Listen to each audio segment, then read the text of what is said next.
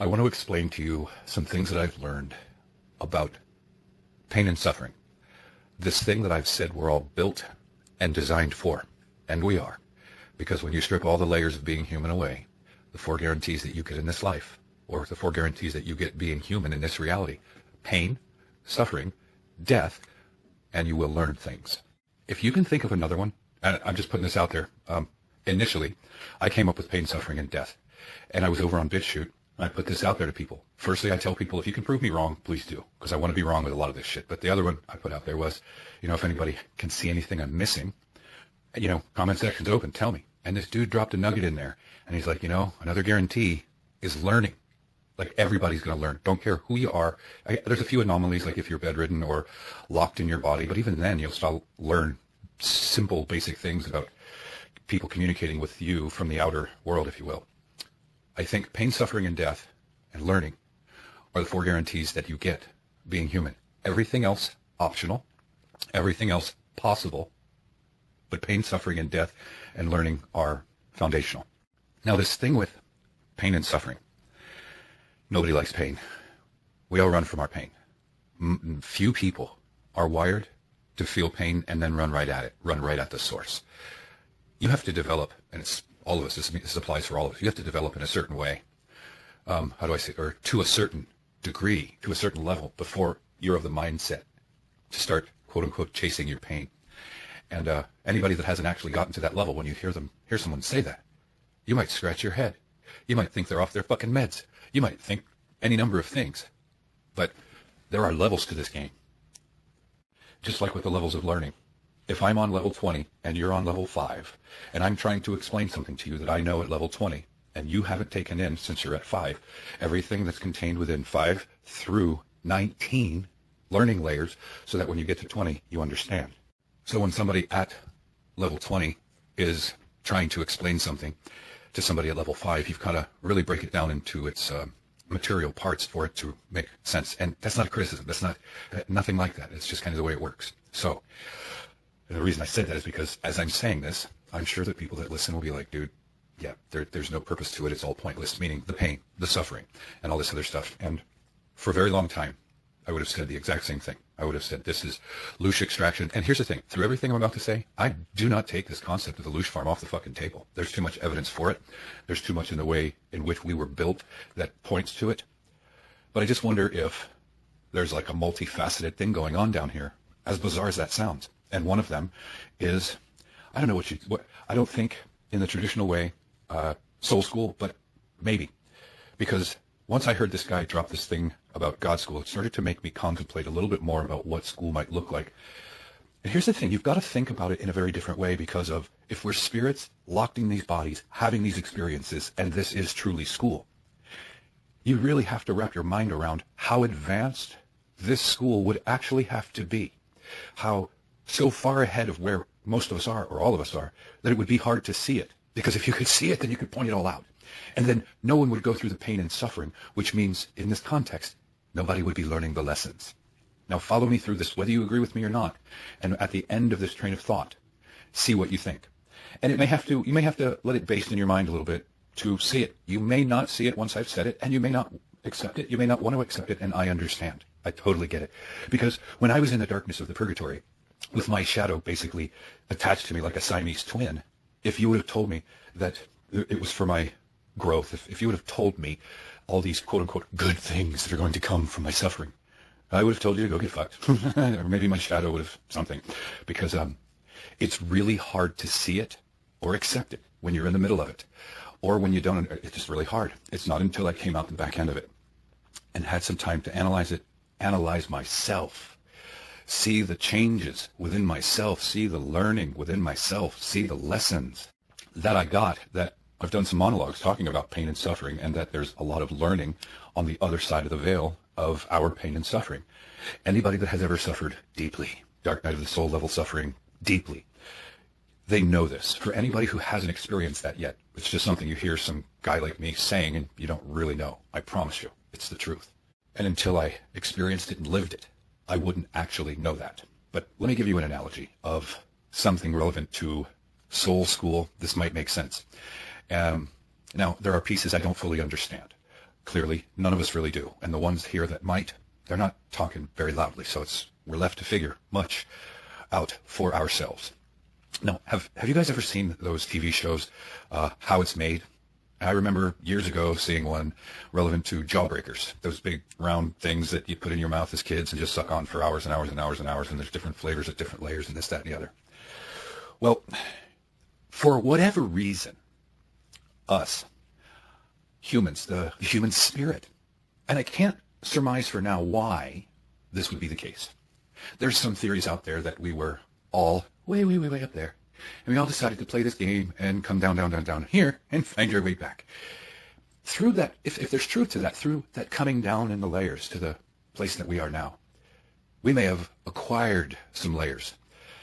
And the best analogy that I can give you is if you think of the way a gobstopper is made, those jawbreakers, they're made layer by layer, and they keep getting run through a process from the smallest form that they start in, and then they just keep layering it on, pouring on more, layered it on, let it harden, let it dry, pour on more, harden, dry, pour on more, harden, dry. And before you know it, you've got a big round jawbreaker. Now, imagine those layers on us. There are some theories out there that say, quote unquote, demons reformed humans with all kinds of really fucked up and ill intentions somewhere down the line. You know, that would parallel the Anunnaki genetically modifying or altering us further down the line. But the point is, even when you think about real quick, all the stories relevant to the Elder Bayoth and creating matter, and matter is the son of sin, or the something along those lines. I forget the phrase. I've heard others that have studied this, that have read books online, narrating books, and you can hear these themes. Okay, so somehow we have all these layers on us. Life throws them on us. Past lives, we may be dealing with the energy of that. The way the energy of or both parents is imbued into the child, there's some things there where there's all these layers on us. Society does what it does. Epigenetics does what it does. And there's lots of layers. This will lead to a point. Layers that we gird ourselves with, layers that maybe this reality girds upon us. There are layers that prevent things from getting to the quote-unquote gooey center of us all. Make sense? Makes sense. Okay. In the evolution process of the human being, pain and suffering, like in an alchemical process. If you think of alchemy, you're using sulfuric acid, you're using vitriol, you're using substances that are highly caustic. There's a purpose for them. There's a purpose for them.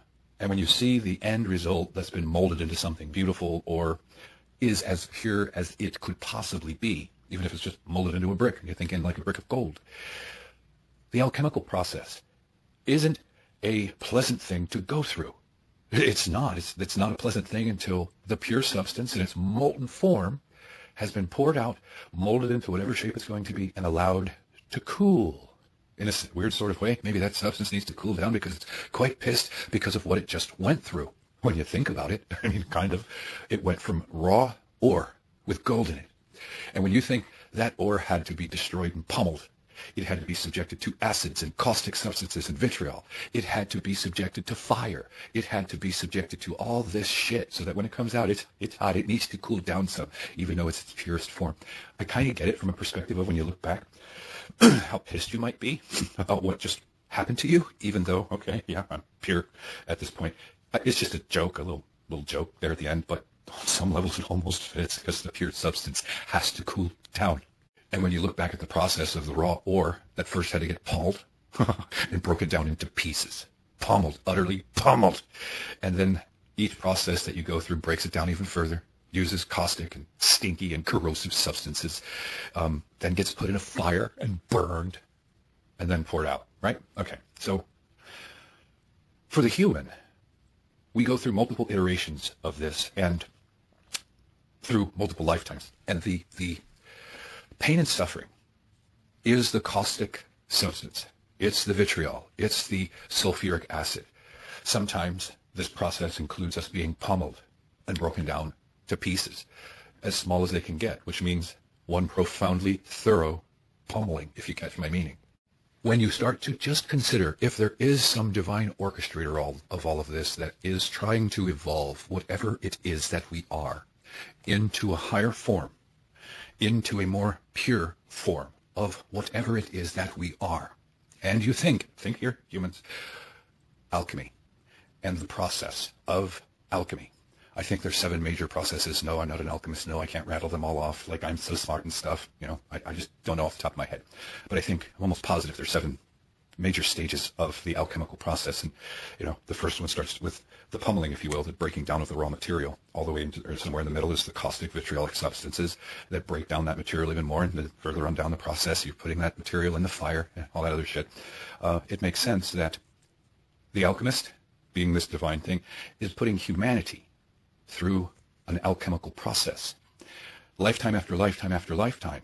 So the pain and the suffering is designed to be the vitriol, the sulfuric acid, possibly the fire, breaking off the layers that we have on us, like a reverse process of the making of the jawbreaker, like a reverse process, if you will, breaking down all of the layers that we have on us. Now, all of this would be under the pretenses that there's some, I don't know what the words would be, divine, loving creature, thing, consciousness that is truly trying to do something like that. And down here, in the thick of it, yeah, the pain and suffering sucks. It all sucks.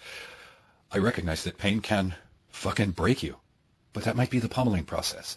And I know that pain can break certain people to an irrecoverable point. Now, to you and me, we're like, well, what's the point with that? You know, it destroys life and blah, blah, blah. You can't live life anymore. Life becomes, you become a shell of what you were. Life becomes less meaning, blah, blah. I get it.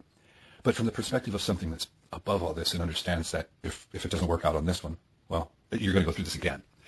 Ultimately, it knows that it's going to bring you through this process. Now, we don't know that. And I think there's an element to, and I hate to admit this, I hate to admit this. There's a lot that even if we're capable of figuring it out, for most of us, we can't know. We can't know. Now, can't know what?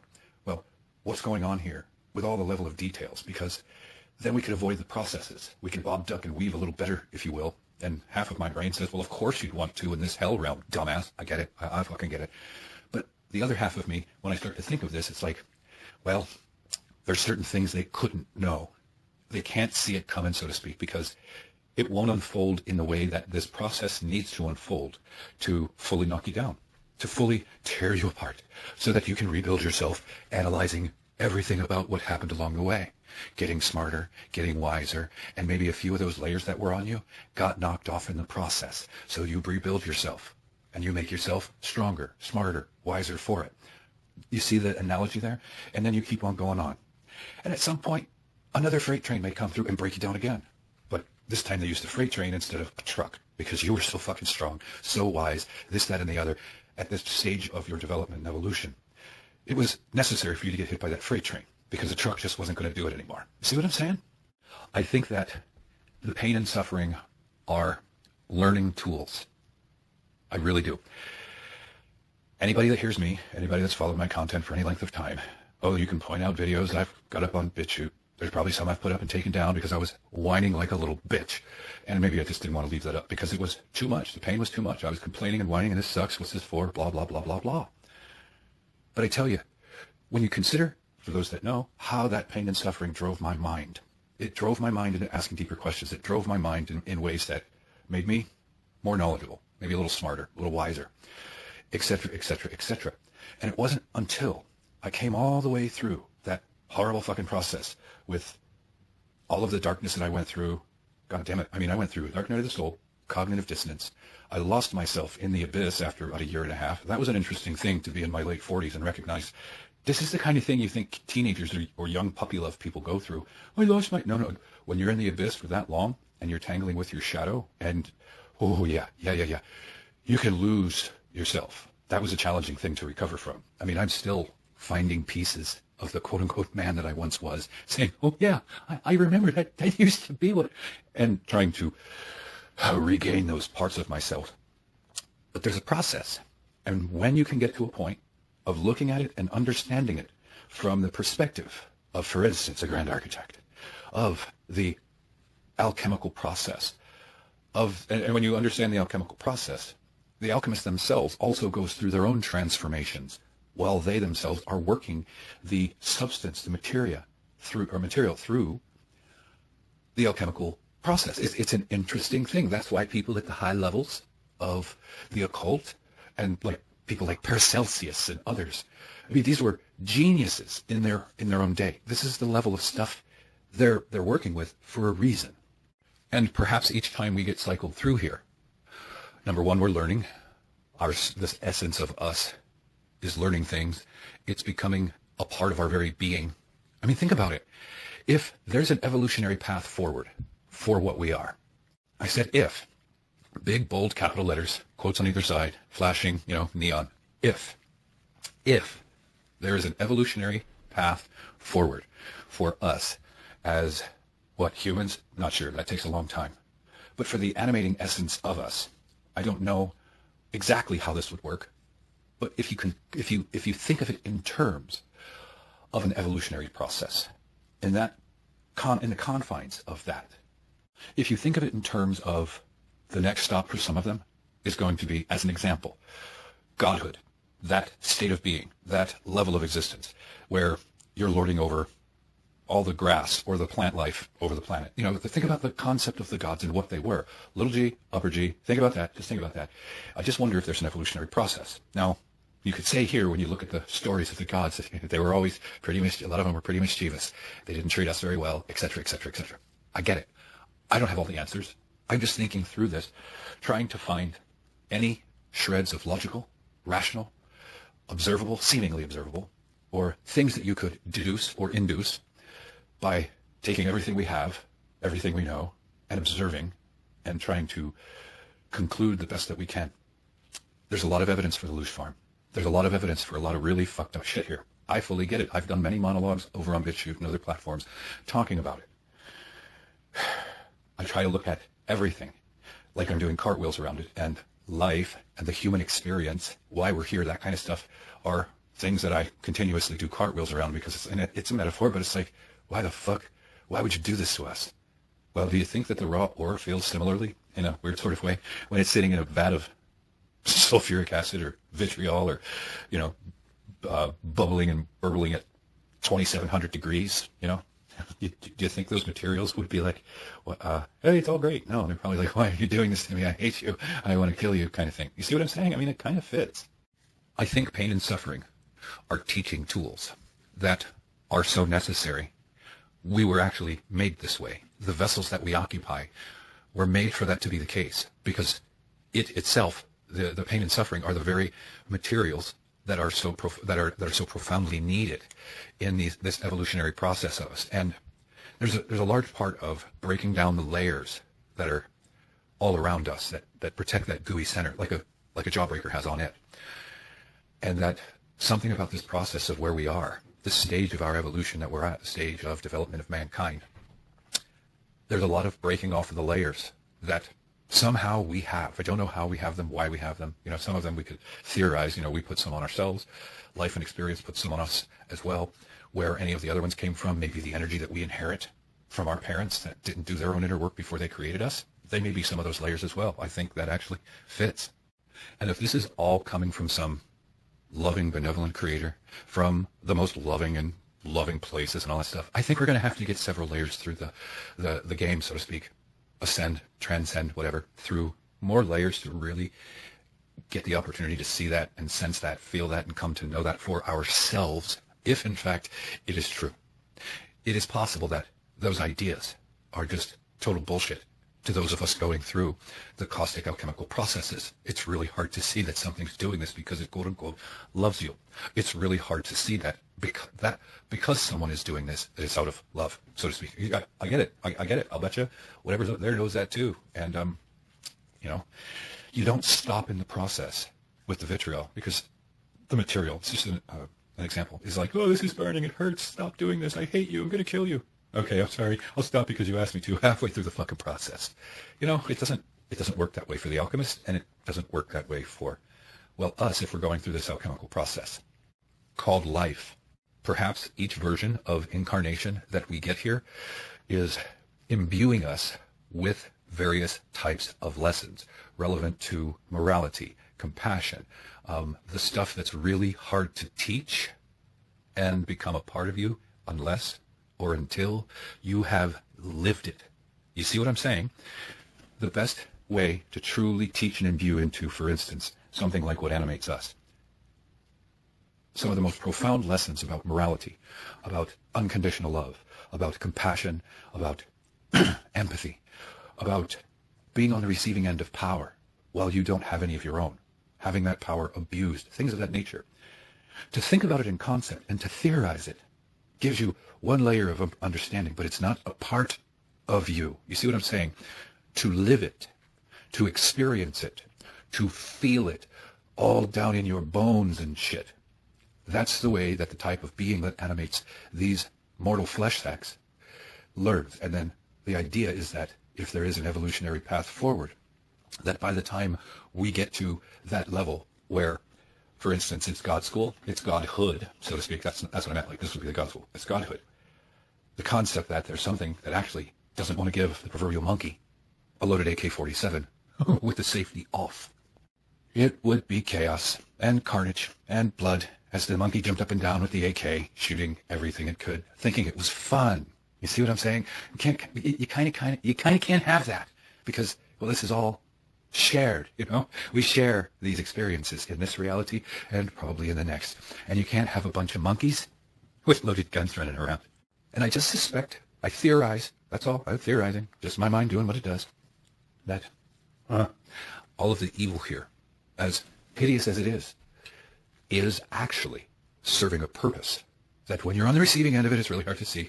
I get it. When you say to yourself, well, explain to me the raping and killing of babies, explain to me all of these, and you could itemize a gazillion horrible fucking things that I've said myself shouldn't exist in any reality at all. I get it. But if there's no mass to atoms, if this is truly a simulation, this is just a fucking school where these types of things are happening and being contained within this quote-unquote matrix, this virtual simulation reality thing. And that's where you would do such things, in a contained environment. Now, let's just say this is all code, right? We're experiencing these super advanced simulations.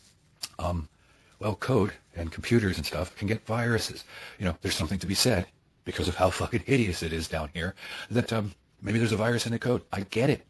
But when you think of the lessons, I mean, think of the lessons. Here's a perfect example. Here's a perfect example, and then just take this up on a higher level. The patience that, let's say you've got two relatively balanced 23-year-olds. They're married, they have a child, they're young parents, and they're 23. Well, being a parent is going to teach you patience. Patience. It's going to teach you unconditional love. It's going to teach you lessons about being human, about that contain these quote-unquote virtues, I guess you could call them, in a way that you are going to experience, and it's going to become a part of you. You know what I'm saying? You see where I'm going with that? The lived experience and the pain and suffering that those parents are going to go through, biting their lip, and because the kid's screaming and driving you up the wall, and you don't get any sleep and all this stuff. Those parents, in that context, are learning patience. Now think of the experiences that they're having and how it is that they're actually learning it. They're living it, nanosecond by nanosecond, experience by experience, frustration after frustration. And sometimes they fail. Sometimes they see, oh, wait a minute, I just got to this, that, or the other. And, this is part of learning. What if the very animating essence of the very meat sacks that we all see ourselves as is on this evolutionary journey? This matrix system is an extremely advanced school system, and you can see some people are running down here at the preschool level. Seems kind of bad, but they might be the new ones. Then you see the kindergartners, the grade schoolers, the middle schoolers, the high schoolers, and the college grads. Maybe some of those college grads are at their doctorate level. All of us are at wildly varying levels of development. That's why my life is going to be so much different than your life. And when we see these people we call NPCs, when we see these people we call soulless ones, maybe they're just at a stage of their journey that has them in that place, and that the next one, or 5 more from now, meaning live, they'll start to be at or around a place where you are, I am, and they'll no longer be NPCs. Or if it is a matrix simulation, well, maybe some of them could actually be, in fact, just NPCs. Literally just figments of the matrix that are here, and the matrix, using this advanced AI, is using them to be the annoying fucking assholes that NPCs can be. It's just a theory. I'm not claiming that because I'm saying this, that this is true. I'm not saying because I'm saying this, that this is actually, in fact, the way it is. But when when things come to me like this, especially since I've been grinding on all these layers of reality and what the fuck this is, why this is happening to us, etc., etc., etc., etc., if you can accept, or if you can consider the concept that there is some, and this is assuming it's true, I don't know, a divine creator, creators, whatever, that actually have good intentions. What if it is this divine consciousness that fractured itself, and we're all aspects of it, and it's bringing us all back to itself? Well, don't you think it would want us all nice and cleaned up and stuff, and every aspect of it to be as evolved, if you will, I just a loosely used term, as we could be along the journey back to this thing called Source?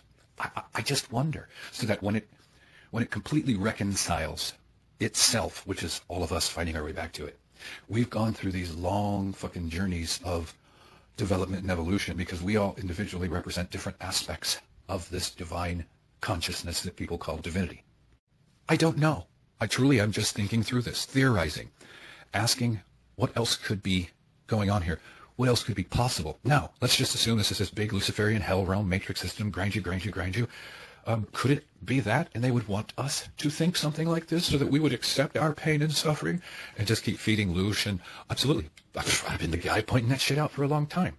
But there's a part of me that says, considering what it is that we are and what we're capable of, why would something go so fucking far out of its way to do all of the things that are being done? I mean, we're talking next level shit here. We're talking things that the more you wake up and the more you see, in a weird sort of way, it's a constant state of like, holy shit, don't tell me, holy shit, that's not, yes, it is there.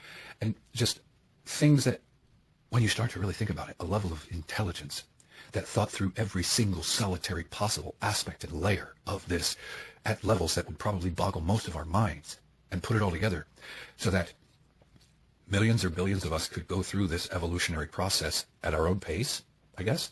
That's why we're all at varying levels of our own evolution. Think about it. It fits. Does it fit like a perfect glove, or does it fit like O.J. Simpson's glove? I don't know. I'm not trying to make it something that it's not, and I'm not trying to drink a big old cup of feel-good juice. I'm analyzing through what it is that I see. A lot of times, the things that I talk about just come to me. That's the best way I could say it. Maybe it's in my subconscious mind, and somehow something pops out of it, and I'm like, oh, wow, look at that. Or some higher fucking aspect of my being is dropping. I don't fucking know. We can speculate until we're blue in the face across spiritual principles and new agey bullshit and wonder what's actually fucking happening. Don't know. Something's not telling us. Figure out what you can. Ask yourself this. How many of you that listen to me really kind of want out?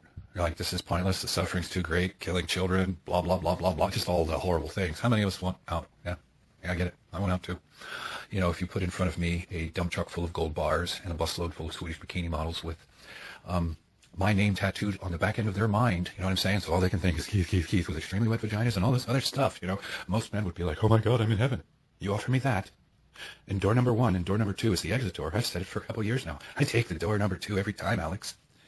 So I get it about the wanting out. That's the point, about the wanting out. But let me ask you this.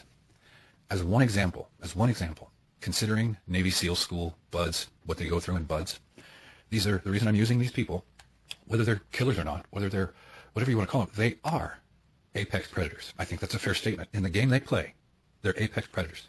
They went in and they went through BUDS and they went through all that training. How many times do you think, whether they'll admit it or not, and clearly they never succumb to it because they're SEALs now, how many times do you think in BUDS they wanted to fucking quit? How many times do you think in BUDS they thought in their heads, oh, this sucks, is this really worth it? I want out of this fucking thing, but they didn't do it. And all through the schools, all through all the training, SEER training and all that stuff, how many times do you think those men had the idea cross their mind, this is fucking ridiculous, this is too much. And even though they had that cross their mind, they're like, but I'm stronger than this. I can fucking take it. I can take it and be better and stronger because of it. And then look at what they become. The fucking top of their game. in that context of warriors. They're probably the closest thing to warriors that we have because of the level of intelligence you have to be a Navy SEAL. See, I had an uncle who was one of the founding members of SEAL Team 2. He helped design he helped design SEER training. That's why he went through it 4 different times. So because of this, I have a sense of how this process works for a level of human performance and ability that few meat sacks that walk this earth will ever attain. You know, Russia has their version of it. They call it Spetsnaz. How many of these people that become what they become, do you think said, whether they, and clearly, they didn't do it. But how many times do you think it went through their head, I want out of this fucking school. I want out of this. This is too much. I can't stand this. I can't stand this. And at the same time, the other part of them that was like, fuck this. This is going to be worth it. I ain't quitting. Keep it coming. Come on. You got more, bitch. That kind of stuff. It makes sense when you're going through something that is fucking grueling. See, the benefit, though, for the SEALs, they know what the end game is. You know what I'm saying? They've seen what the end game is because they've seen other SEALs that have come before them. And they've noticed what they are. They've admired those men, and their capability. They have a vision in their head of what the end game is. They have a vision of their head of what they are and what they're capable of and what they're willing to do to get there. That's, I think, one big benefit that they have that we don't have here going through this school. We don't have a sense of what the end game is. We're left to speculate. Could it be the next level is godhood? Could it be? And for instance, in this example, SEALs, even though I'm using them as an example of being trained at the most grueling levels to the highest levels of the peak ability and all this other stuff, these men are still in a consciousness level of killing for their government and other such things, which could say, even though they're very intelligent, they're at a level of consciousness that might have them, there's still a handful of lives they have yet to live, because now they're the ones that are embodying the brutal power. Maybe some of their next lives, they're going to be on the receiving end of it. On this big fucking school that we're in, whatever we are that animates these meat sacks, learning these lessons. And here, they're the ones killing and blah, blah, blah. And in the next life or 2 or 5, whatever, they might be on the receiving end of that kind of shit being imposed on them. So as they transition through the layers of the school, they know what it's like to kill. They know what it's like to be killed, meaning all done inside and stuff. They know what it's like to wield tremendous power. And they know what it's like to be on the receiving end of tremendous power being wielded against them. It's just a theory. It's just a theory. But when you think of it from this context, it actually makes fucking sense. It actually kind of fits. Is somebody who's sitting in the pit of fucking despair care about that? No, they don't. Is somebody who's in the proverbial place of gnashing of teeth, do you think they give a shit and that's going to all of a sudden make them feel better and make them make the suffering okay or the pain? No, it doesn't. From the point in which my Aussie counterpart, whatever, I don't know I guess I'm going to stop using derogatory terms to reference her. From the point in which she did what she did until now, it has taken me 5.5, almost 6 fucking years to get to a point where, of my own accord, if you will, of my own free will, of my own thinking, of my own everything, so to speak, that I can come to and arrive at these places and spaces of contemplating what this could truly be. What could truly be happening here. And I would argue that you kind of have to be well removed from the pain and the suffering of those types of purgatorial level experiences, having looked back on them and see the evolution that may have taken place in you for it to start to be something that you can be able to even see for yourself. You see what I mean? You have to go through it, come out the back end of it. And I don't know, maybe you come through it and you come out the back end of it and you're just like, whew, glad I made it through that. And you don't think too deeply on it. Well, maybe the next time you go through it, you'll learn some more shit. And then you will. And you'll start to see. I don't know. It's different for all of us. And when you think in terms of Matrix, when you think in terms of AI, when you think in terms of these types of things, it's like, if this is truly the most advanced AI that any human being could possibly fucking fathom, when you consider what we think and know AI can do just here, for instance, what they've depicted in movies, I think there's some truth to that. If you think something that is so much more advanced than us, at that divine thing, the level of technology and how advanced it is, and the things that the AI itself could do that would make it so that the divine being didn't have to like lord over every aspect of this itself,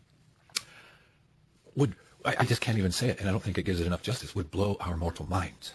The level of how advanced it could be possibly thinking for itself, responding and reacting to situations and stimuli. Could AI actually do that? I'm sure at the level of consciousness that we're talking about here, the things it could do, they could do, meaning those that wrote the code for the simulation, for the Matrix, people, you just really got to sit with it and be like, wow, this truly is. Now, I've felt like this thing that we call God is like really psychopathic, and this place feels very mechanistic and cyclic and all that other kind of stuff. There may be some aspects of what I'm sensing where I'm getting that what this is non-human. It really doesn't feel much for us. It's very purposeful in what it does, that kind of shit. So it's not going to quote unquote care about us, but that's not necessarily a negative thing when you look at it from this context. You see what I'm saying? It has to be that way. It has a very specific job to do. And I would argue that if it doesn't work out this time, if we don't get the lessons, we're just going to think that life was brutal. And then we're going to come back again and probably go through another version of that with a different script, but that's going to bring us similar lessons. And then maybe that life will get it. I just wonder. I would put forth that pain and suffering in the ways that humans experience it, from the lowest of us all the way through the ladder, is truly a evolutionary tool, a teaching tool. And it wasn't until, for those of you that know and get a sense, what I went through in the last 5.5 to almost 6 years, that level of purgatory, and come out the back. No, my life isn't rosy. I don't have a home and struggling with money and stability and all kinds of shit. Like for me right now, life kind of sucks. But that doesn't necessarily mean what I'm saying isn't actually got some truth in it. I've come out the back end of it, still kind of putting the pieces back together, if you will. But I'm far enough out the back end of it emotionally, and the emotional ties and the resentment and all that shit, that I can more objectively look at the experience. Do I think Julie did what she did from the kindness of her heart? No. And I would argue that she was used as an instrument, a tool. That's the best I could do. Because for me, it was like she was used as a surgical instrument with a level of surgical precision that even today still blows my friggin' mind.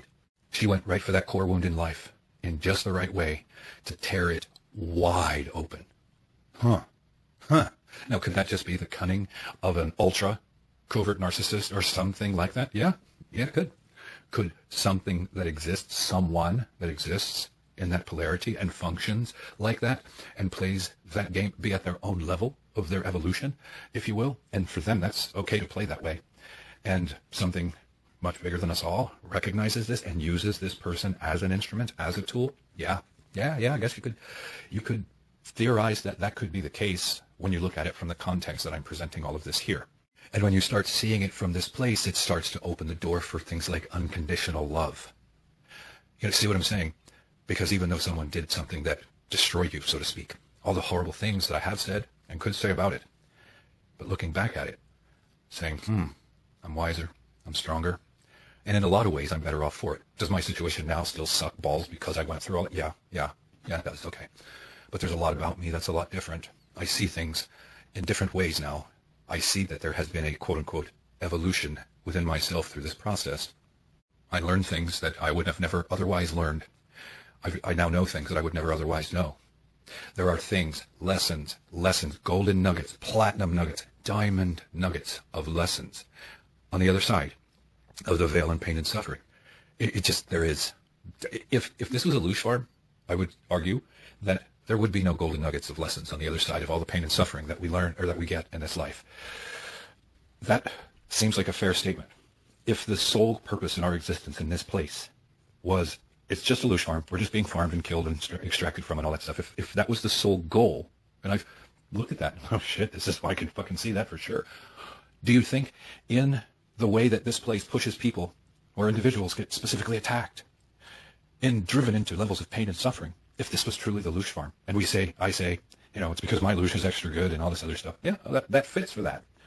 But if it were actually that way, ask yourself, and I'm acknowledging, I'm telling you, I've experienced this, or I would not have said it or make monologues about it, that there are nuggets, diamonds, pearls of platinum, nuggets of platinum and gold as far as lessons on the other side of it.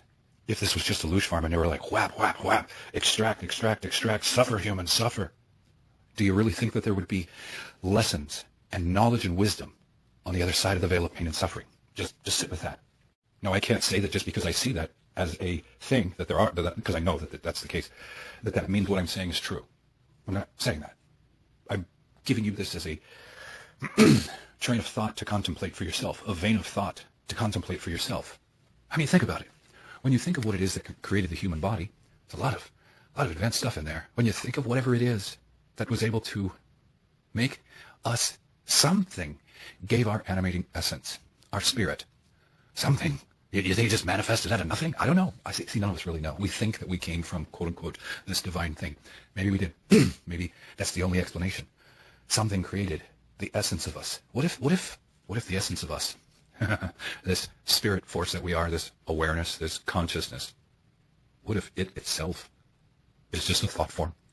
And this is all just a big game. And at some point, the thought form that our spirit is will vaporize like a fart in the breeze. I just wonder. I don't know. I'm not sure about that. But it has crossed my mind when you consider what a thought form is and how we as humans create them. I wonder if we're just far more advanced thought forms, that something far more advanced than us created itself. I just wonder. I can't really say I have a sense of that, but the thought has crossed my mind. You know, all of the things that we experience from people, all of the pain and suffering that we go through, will have different meanings to each of us on our own personal journey. So think of it from the context of a 17-year-old girl that gets her heart broken versus a 40-year-old woman that gets her heart broken. Very different experiences for the woman versus the girl. They're at different levels of maturation and capacity to understand what they're going through, to understand the emotions they're experiencing, the ups and downs, the highs and lows, the pain, the suffering. I would argue that the 40-year-old woman is going to experience and interpret that and see it from a vastly different place and space within her being than the 17-year-old teeny bopper girl who just got her heart broken for the first time by the only boy she'd ever loved, kind of thing. You see what I'm saying? Vastly different experiences, vastly different lessons learned, vastly different interpretations of a very similar experience of having the heart broken. Well, the 17-year-old will eventually see and learn some lessons through her experience, much like the 40-year-old woman will see and take lessons from hers. Different stages of the experiential process, different stages of the developmental process, the human evolutionary process, or the evolutionary process of the spirit. And if you think of it in terms of, if we were on this evolutionary path forward and the next stage was godhood, if that were actually true, big if, flashing, in quotes, neon, if, would this not be one of the most advanced schools that any of us could possibly fucking fathom in order to create whatever it is that we're going to be on the other, coming out at the back end of this whole fucking thing? Something that is, I guess you could say, worthy, capable of having that level of power given to them. Now, throw in the argument that look at all these asshole gods. I get it. I'm trying to theorize through this stuff in a way that makes any sense at all. Wondering what this is, why this is, and where we might be going. As if we actually have an evolutionary path forward beyond this round and round and round and round and round and round she goes cycle of samsara thing that we've been stuck on. I mean, I don't know. I could keep theorizing and philosophizing through this, and I'm not trying to give people, a cup of feel-good juice. It has nothing to do. Has nothing to do with how you feel or I feel. This is my Aquarian, Gemini, analytical as fuck mind, trying to logic and reason through, trying to analyze and assess, and arrive at the best conclusion that I can by observing, by taking in all the evidence, by using deductive reasoning and inductive reasoning, and trying to arrive at the best conclusion that I possibly can, and have to hold on to that answer, that conclusion, lightly, loosely, because at some point something else could come that either shatters that into raw material or, in fact, proves the theory as correct. So, one of the things that I also noticed, it stuck out to me in a recent handful of months, because it just stuck out to me because of some personal stuff that happened to me in my life, trying to actually establish another connection with another human being, a woman, and it just totally fell to shit in grand fashion. And I'm not judging her for it, even though she's fucking narcissistic and just played a weird game with me. And I could go off on a tangent of why would this continue to happen, like all I wanted is love and blah, blah, blah. And I wouldn't be boo-hoo, it would be more contemplating. What the fuck, man? I asked, quote-unquote, God, whatever is out there, to show me love when I was in the Amazon like 100 fucking times. I mean, you'd think after putting me through what I went through, it would drop a nugget on me and say, here, dude, this, here's somebody that you're going to line up with, and it's going to be a really good thing for the two of you. This is kind of what I thought, so I went and did it again. And it fell to shit again. I was like, holy Christ, what do you think? And I started to realize, it recently hit me when I was rewatching the video that I did back in August of 2018, when I had all that stuff up on the wall, analyzing the roots of human suffering. It stuck out to me this time in a way that it hadn't before. Attachment and desire. It's this weird paradoxical thing, but it makes sense when you get to a point where you start to realize that if you want out, if you want to go to those next levels or out or whatever, it makes sense. You have to be free of attachment. And I would suggest very, very minimal desire, because those attachments and those desires keep us coming back. And through the process that I've been through in the last 6-7 years, total, I've been stripped of all attachments to the point where there's nothing that I can say in this world that I love from a, well, in my heart, romantic perspective. Can I say that I have a certain level of unconditional love for certain things? Yes. That there's love in my heart and that I do feel that for certain things.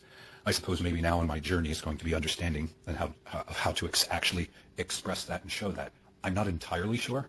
I'll just leave you with this. If any of you out there think that whether you like me or not, whether you think I'm an asshole or not, whether I can be or am a raspy prick, and it would only beg to say, I'm not doing this as a popularity contest. I'm really not. I'm doing it to try to teach, to share, and to tickle and stimulate people's critical thinker into contemplating what else might be going on here. That's because this place kind of sucks. So that's really been my major motivator. The world sucks, and if you don't put the right information into people's heads, if you don't get them thinking about the right things, it's all going to suck for us. But for those of you, I mean, I'm new over here. I only have 100 subscribers, 103. I don't know how many of you. I know a few of you are my trolls that are lurking in the background. I know you're there, but I don't care. I know this. There's a reason you listen. You learn things and you know it. But rather than see me as a teacher or a philosopher that says hard truths that are going to trigger just about everybody that you're not going to like, you behave like demons. Just doesn't make any sense. Maybe in the next life you'll get it. Maybe in the life after that. Maybe it'll be 10 lifetimes before you get it. Not my say. I don't have a say-so in that.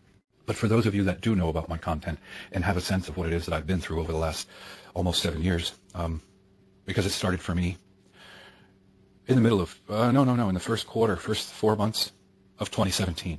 That's when it started.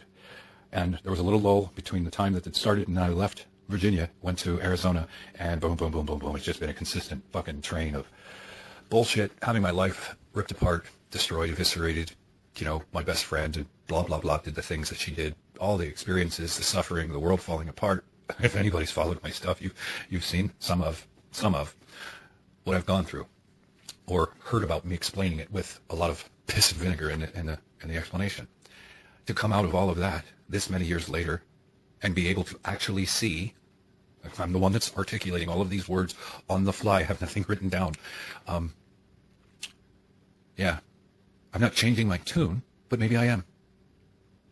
I don't know. I'm just a meat sack living this experience, trying to figure out what it is and putting forth my theories, thought processes, ideas, hypotheses, and other such things so that other people can grind on it and do what they can to arrive at their own conclusions. I'm a lot further ahead of some of you, so this is food for thought. And maybe others of you are, I don't know, close, at, beyond my level. I don't know. I'm nobody's judge. We're all on our own individual journey. And it almost gives some credence to the concept of some people are in your life for a reason, some for a season, some for a lifetime. When you start thinking of it in terms of the people who have come and gone in your life, the people who have come in, hit and run in your life, the people that have always been there in your life, it's like, well, they're the lessons. They're the lessons. And then for me, this process has stripped me of all attachments. It's kind of interesting. I quite literally have no attachments. If I died right now, nobody'd miss me. Nobody'd know I was gone. Whoa, that sounds really bad. Oh, God damn, dude. And it kind of does suck. I went through this process where it's like, holy fuck, what would you do this to me for? We need people. We need people. I get it. But there's an element of fucking absolute liberation. You see what I'm saying here? This process liberated me in a way, and my dumbass still wanted to pursue the woman that I went up to pursue a connection with up in Minnesota. That turned out to be fucking epic flop. And what are the odds? What are the odds? Knowing everything that she knows about me and what I feel about narcissists and my history with narcissists, she turned out to be a narcissist. I was just like, you gotta be kidding me. You've got... So for a moment, I just looked up in the sky and I'm like, you rancid motherfucker, blah, blah, blah, blah, blah. And just spit my typical vitriol and venom, because this is what I saw. I'm a human being. We desire love, connection, a companion to go through life. This is what I was telling myself. And it is true. But I suppose it's only true depending on where you are in your development and evolution as a spirit. And we may not be consciously aware of that there comes a lifetime where all of a sudden that shit's going to be stripped away from you, because there's another level for you where there's new things that are going to be there, and you have to shed everything that's here. I can't get away from that I see that as horrible as it felt, seemed, and all that shit, that was freeing me. It was stripping me of those attachments. I mean, I didn't have children. I never got married. There's a interesting signal or sign that perhaps for me in this life, because of my own trajectory, it's not supposed to happen. I wasn't supposed to create children.